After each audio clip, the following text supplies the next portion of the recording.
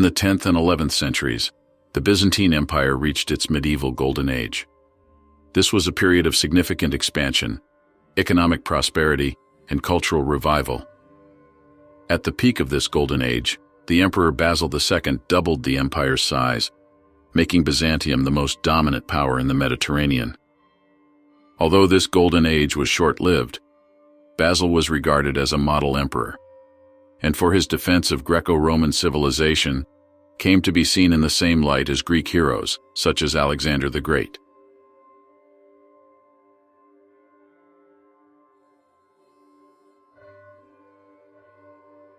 Basil was born in 958 in Constantinople. He was the eldest son of Prince Romanos and his low-born wife Theophano. In 959, Romanos succeeded his father as emperor. At the time of his accession, Romanos was 21 years old, and he was a pleasure seeker who cared little for governing the empire. Nevertheless, his reign would see the beginning of a new era of expansion and prosperity. In 960, Romanos sent the brother generals Leo and Nicephorus Phocas to reconquer Crete. After restoring Byzantine rule over the island, Nicephorus also fought successful campaigns in Cilicia and Syria aimed at weakening Arab rule. However, in 963, when Basil was only 5 years old, Romanos died unexpectedly, leaving the empire to his sons, with Theophano acting as regent. Basil and Constantine were coronated in 960 and 961 respectively. But due to this vulnerable situation, Nicephorus, who commanded the Eastern Army, was proclaimed emperor by his men and within months seized the throne. Surprisingly, Nicephorus promised to safeguard Basil and Constantine and married Theophano to ensure stability. During his 6-year reign, Nicephorus strengthened and expanded the empire, completing the conquest of Cilicia, capturing Antioch, recovering Cyprus, and annexing Taron through diplomacy. However, one blunder would pose significant problems for the empire's future. In 965, Bulgar envoys arrived in Constantinople to receive their annual tribute. Nicephorus, however, refused to pay, being puffed up by his many military achievements, and humiliated the envoys. Then proceeded to make a show of force by raiding strongholds along the Thracian border. This tribute owed by the Byzantines was based on a treaty signed in 927 by Romanos the Elder after Tsar Peter I of Bulgaria raided Thrace in a show of force and sent secret envoys to negotiate peace.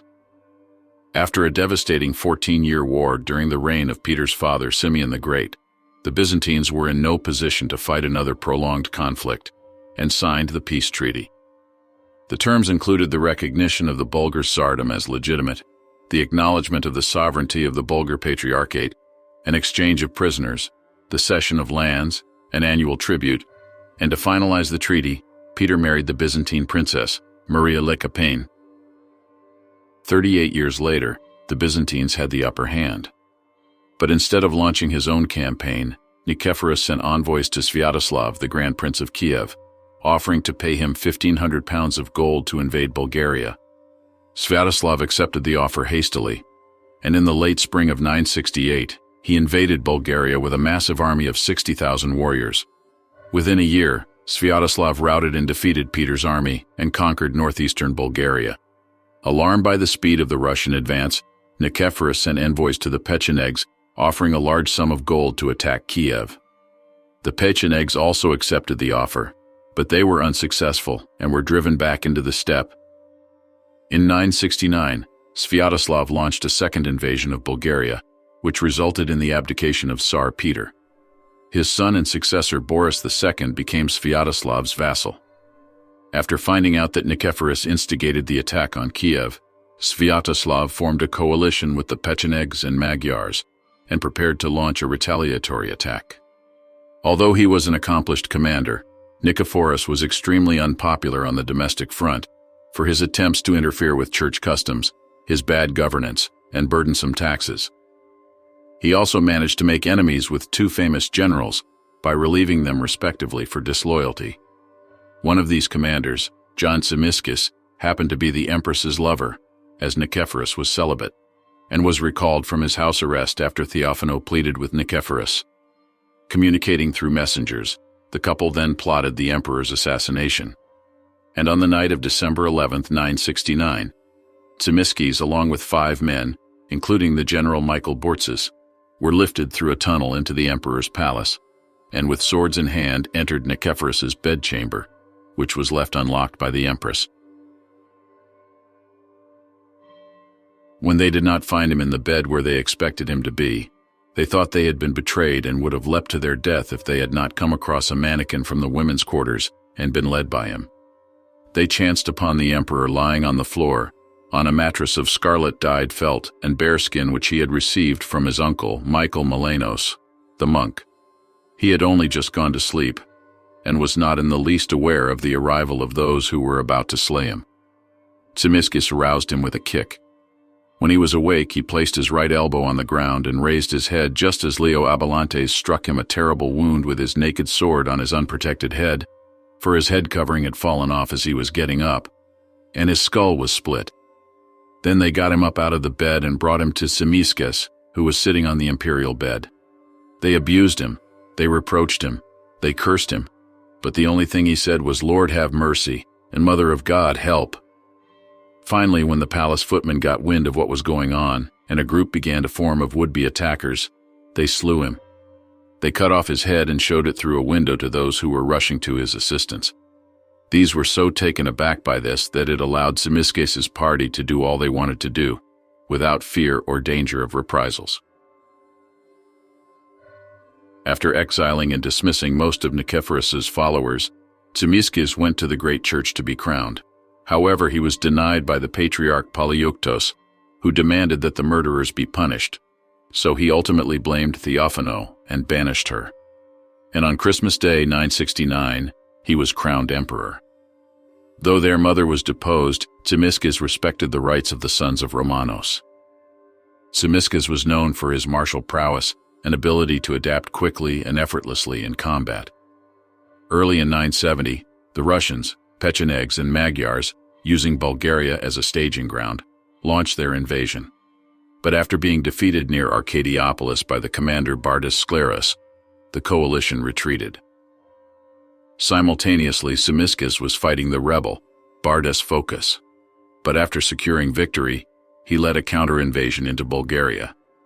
After marching across Mount Haemus, he took the Bulgar capital Preslav by storm and captured the Emperor Boris II.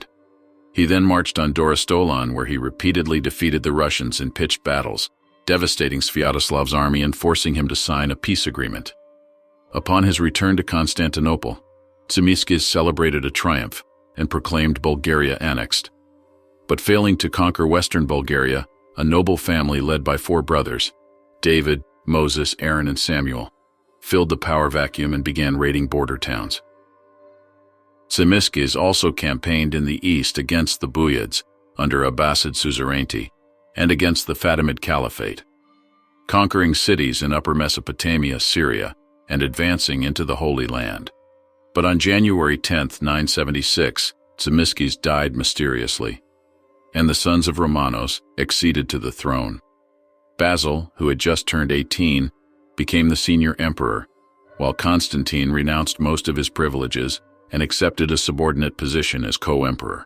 Upon their accession, the brothers' great-uncle Basil Lakapinos, the Parakoimomenos, Lord Chamberlain, had their mother brought out of exile. Lacking experience in civil administration and military matters, Basil turned to Lakapinos for assistance. Lakapinos was responsible for the administration of public finance and the direction of government. But having over 30 years of experience in the Byzantine court, he prevented Basil from having complete authority over the empire, and ruled as de facto ruler, often undermining him and making important decisions without his approval. For the next 9 years, Basil remained in the shadow of his great-uncle. Soon after the death of Tzimiskes, the Bulgars launched a full-scale invasion along the entire Byzantine border. Within a few months, northeastern Bulgaria was recaptured after an uprising led by 2 Bulgar noblemen overthrew the Byzantine occupiers and assisted the Bulgar advance. Following this defeat, the general Bulgar-Slayer revolted, and after capturing Mylittene and seizing 600 pounds of gold, he was proclaimed emperor by his men, and proceeded to defeat the imperial army in 2 battles and take hold of part of Anatolia. When news of Sclerus' successes spread west, an uprising broke out in Attalia, in which the city's naval commander was imprisoned, and the southern fleet was handed over to the rebels. Sclerus's next target was Constantinople, which he first blockaded, then attempted to besiege amphibiously. But before the rebels reached the Golden Horn, the imperial fleet poured out into the Bosporus and swiftly defeated the rebel fleet. After this victory, Lecapenus recalled the exile of Bardas Phocas and made him the commander of the army. For the next year, the two generals fought a bitter civil war. Although Bardas Phocas's army dominated the battlefield, Sclerus managed to evade, retreat, and recover from losses. The civil war concluded in 979 when Phocas defeated Sclerus in single combat. Following his defeat, Sclerus's army fled into Buyid territory, where they remained in semi-imprisonment for 7 years. When Phocas returned to Constantinople, he was given a triumph and was befriended by Basil. But due to neglect over time and feeling he didn't receive the honor he deserved, Phocas began preparations to usurp the throne. Upon his accession, Basil was self-indulgent and devoted to a life of luxury. But after Sclerus's revolt, he became extremely strict in character and devoted himself to the empire. Likely taking a vow of celibacy, he also gave up alcohol and other fleshly pleasures. He even went so far as to scorn bodily ornaments. His neck was unadorned by collars, his head by diadems. He refused to make himself conspicuous in purple-colored cloaks, and he put away superfluous rings, even clothes of different colors. In 985, at the age of 27, Basil deposed and exiled Lecapenus, charging him with corruption, and took control of the empire's administration. After revoking many of Lecapenus' decrees, Basil also limited his brother's authority and made all branches of government centered on himself. After the restoration of northeastern Bulgaria, Samuel became the chief commander of the Bulgar army and advanced gradually, and in 986, he captured Thessaly's most important city, Larissa. Upon hearing the news, Basil raised an army and marched on Sardica, the new Bulgar capital. As the Byzantines passed through enemy territory, Samuel's army occupied the mountains surrounding the road he took and prepared an ambush. Basil planned on taking Sardica by storm, but after only 3 weeks, he lifted the siege when he received false reports that the magister Leo Melisenos, the commander of his rear guard, was marching on Constantinople. And while passing through Trajan's Gate, the Byzantine army was ambushed from 3 directions and was cut to pieces. Basil, who barely escaped with his life, was followed by a demoralized remnant of his army and went back to Constantinople in shame. Basil's defeat, as well as not including the eastern commanders in the campaign, triggered another revolt, in which Bardas Phocas, being crowned emperor, joined forces with Sclerus, who had been released from semi-imprisonment in Baghdad. The two pretenders planned on splitting the empire, Phocas getting the European provinces and Sclerus the Asian ones. But when Sclerus met Phocas, he was betrayed and imprisoned. Phocas then sent the commander Delphinus to Chrysopolis to prepare an attack on Constantinople. But due to the imperial navy, the rebels were prevented from crossing the Bosporus. Outnumbered and desperate, Basil sent envoys to Vladimir, the Grand Prince of Kiev, seeking aid. Vladimir, being persuaded to help, offered 6,000 Varangian warriors in exchange for Basil's sister Anna in marriage. Basil accepted on the sole condition that Vladimir converted to Christianity. Vladimir also accepted the agreement.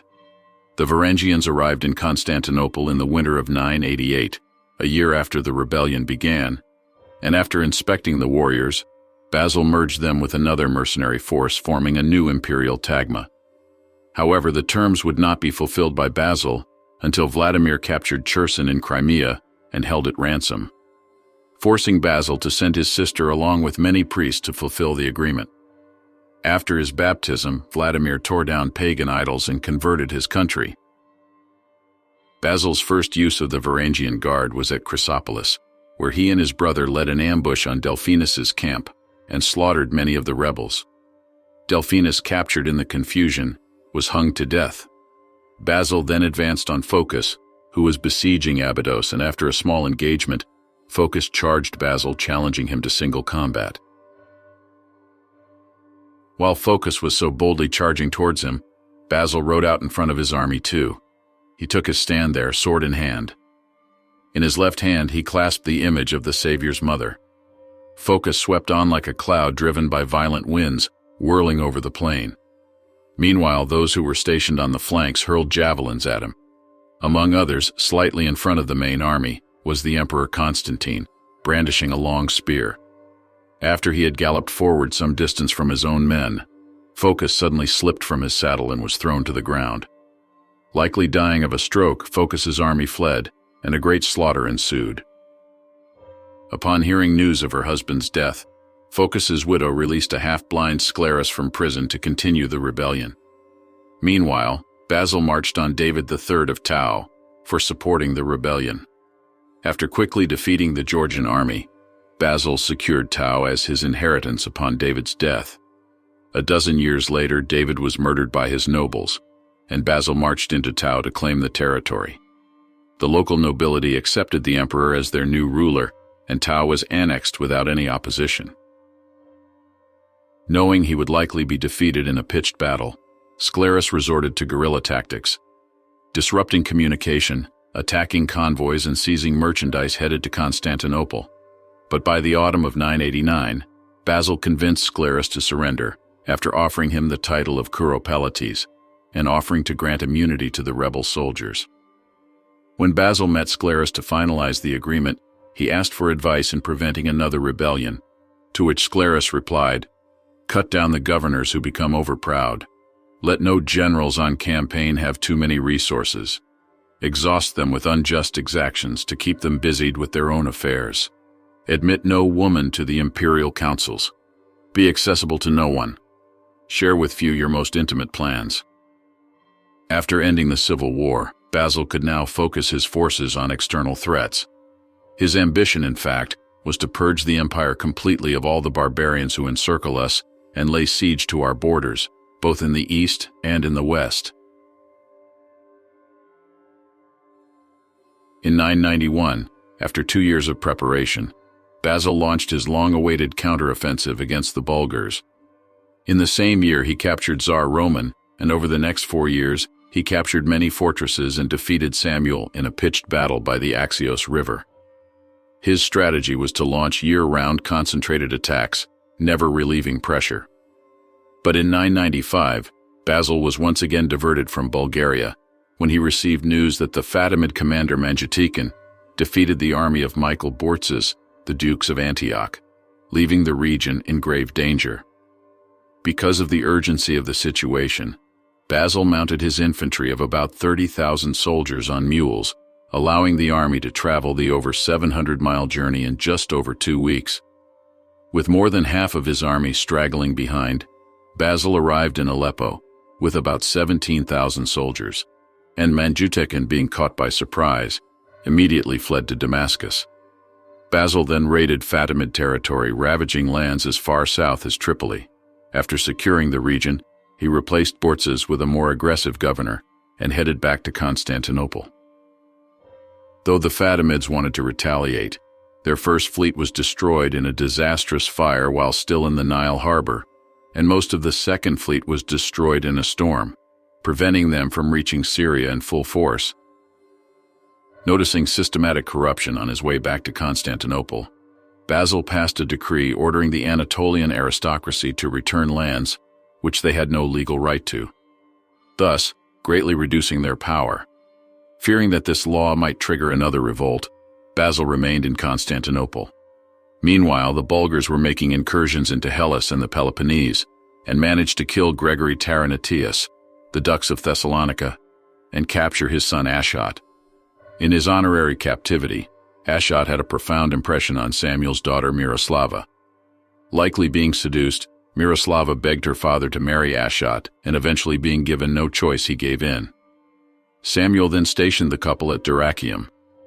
Luckily for Ashot, Byzantine ships constantly frequented the area, and after persuading Miroslava to betray her father, the couple escaped by night.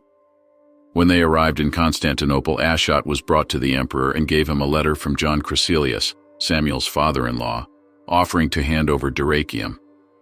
Basil accepted the offer, giving him honorary titles and money in exchange. After this betrayal, Samuel was defeated in an ambush by the new Dux of Thessalonica, Nicephorus Uranus. in which 12,000 Bulgar warriors were captured.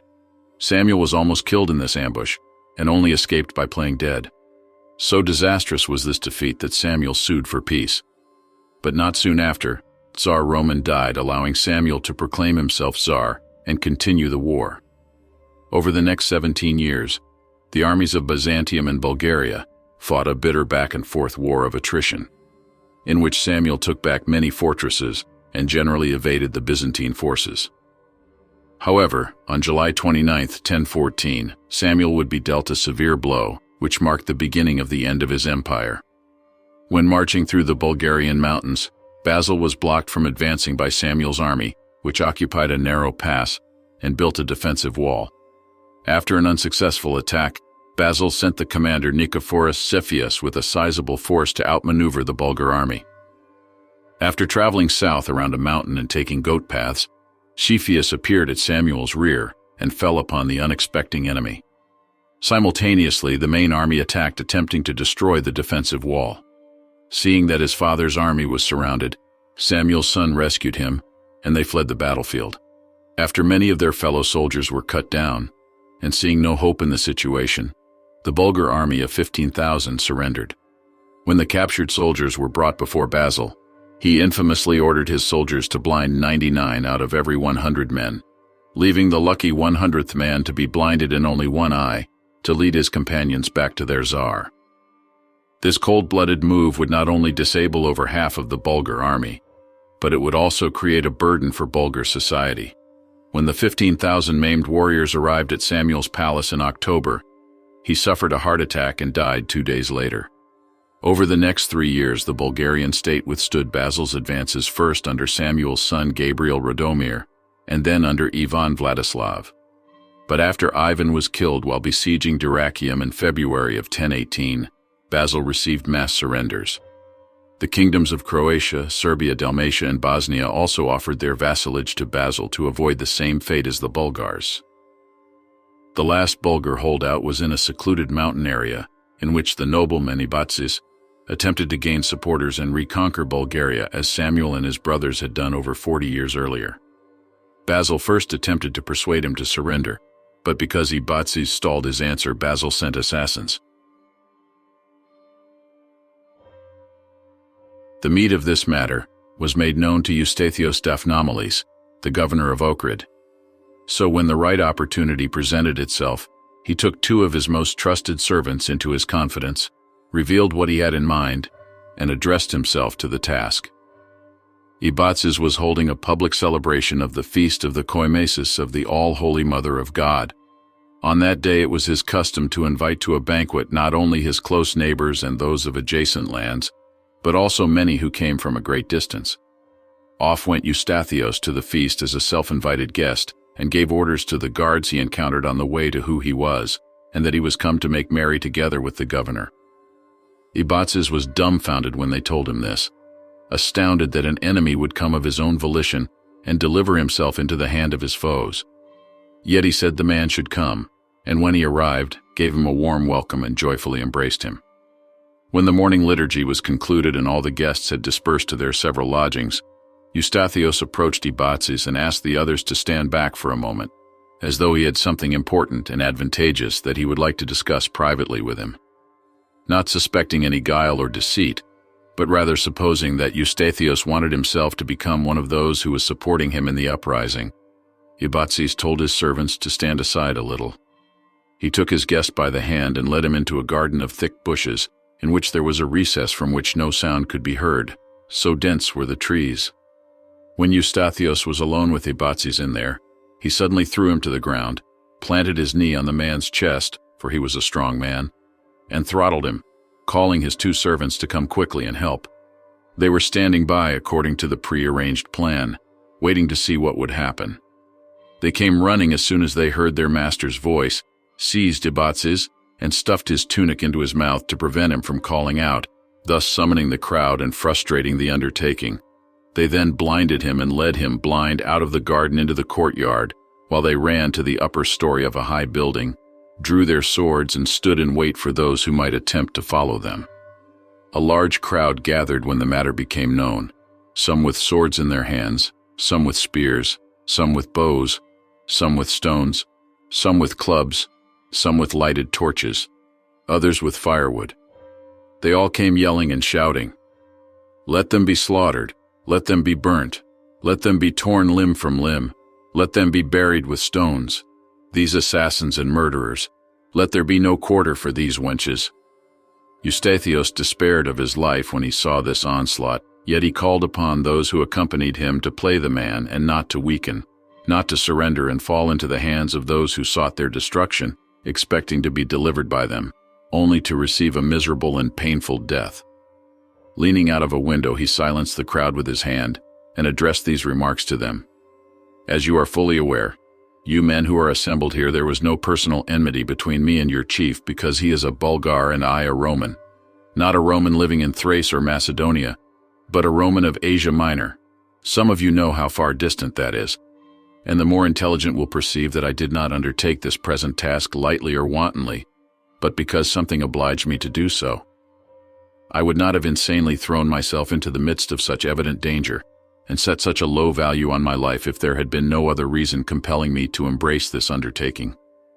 I would have you know that what I have done, I did it at the command of the emperor. In obedience to him, I served as his instrument. If you now wish to kill me, here I am surrounded by you on all sides. But it will be no easy or straightforward task putting me to death. I will not lay down my arms and surrender myself to you so you can treat me as you wish. Rather, I will fight to the death for my own life, and together with my companions repel my attackers. And if we die, the fate which of necessity awaits those who are assailed by many attackers, we will reckon our death a happy and blessed end, since we have one who will avenge and demand payment for our blood. Just ask yourselves, how long will you be able to withstand him?" When the assembled men heard these words, they were stricken by their fear of the emperor. The crowd melted away, going off in different directions. The older and wiser acclaimed the emperor and became his subjects. Eustathius took his time transporting Abastis and bringing him to the emperor, who approved his initiative and immediately rewarded him by appointing him commander of Dyrrachium, endowing him with all the movable property of Abbasis, whom he consigned to prison.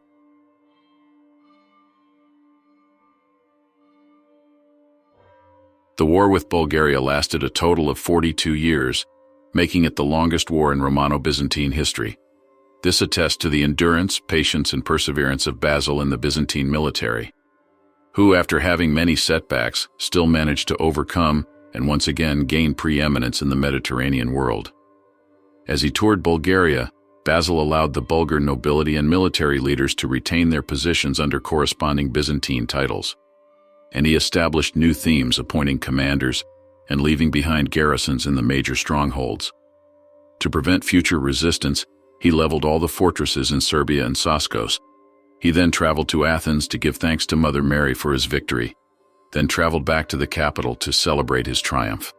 When the emperor returned to Constantinople, entering through the great doors of the Golden Gate and crowned with a crested golden diadem, he celebrated a triumph preceded by Maria, wife of Vladislav, and the daughters of Samuel, plus the rest of the Bulgars and the Bulgar archbishop.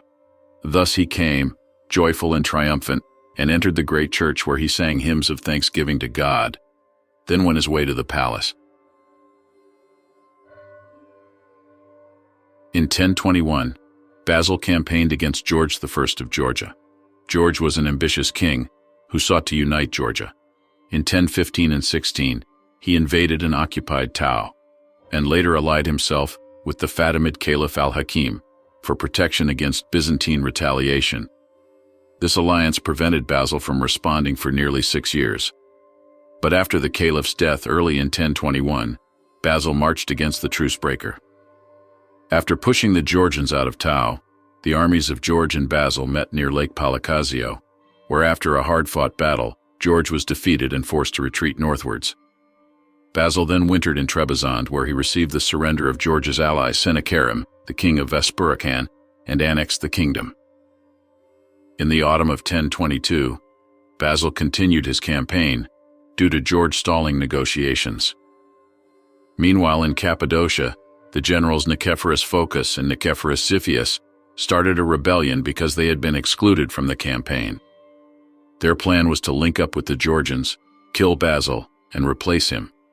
But the rebellion quickly fell apart after Basil turned Xiphias against Phocas, resulting in the latter's death. He then had Xiphias arrested and imprisoned in Constantinople. Other rebels were also arrested, and their properties were confiscated. Basil also beheaded an imperial eunuch with his own hands and ordered a court chamberlain who attempted to poison him to be thrown to lions. In the winter of 1022, George surrendered after his army was defeated after a failed ambush at Sfindax and became Basil's vassal, giving up his infant son Bagrat as a hostage to seal the agreement. Basil also accepted an offer to become the heir of Simbat III of Ani. In his final years, Basil was planning to reconquer Sicily, but this campaign would never materialize. Basil died on December 15, 1025, at the age of 67, leaving his brother and co-emperor Constantine VIII to take control of the empire. His death marked the end of an era, and due to weak successors, starting with Constantine, the empire soon went into decline. Ruling for a total of 49 years, Basil's reign was the longest in Romano-Byzantine history. In his reign, he doubled the empire's size and multiplied the imperial treasuries, collecting a total of 200,000 talents of gold from his conquests.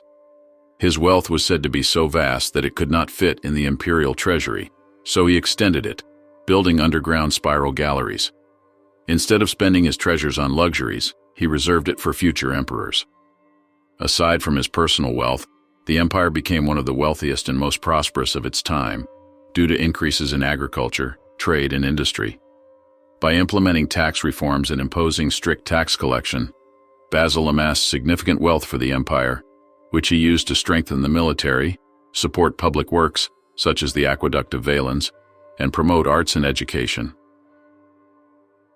According to Michael Psellus, Basil's strategies and tactics were self-learned. After his defeat at Trajan's Gate, he learned to be more meticulous and cunning. In Bulgaria, he advanced slowly, capturing strongholds one by one and leaving behind sufficient garrisons. But he was also capable of moving at astonishing speed and securing quick victories. On the field, he maintained a well-organized and disciplined army and restructured the military so that there was unity in command, communication between units, and concentrated attacks. Able to endure extended conflicts and attritional warfare, the army of Basil slowly secured the empire's borders, solidifying the empire's status as one of the most formidable powers in the Middle Ages.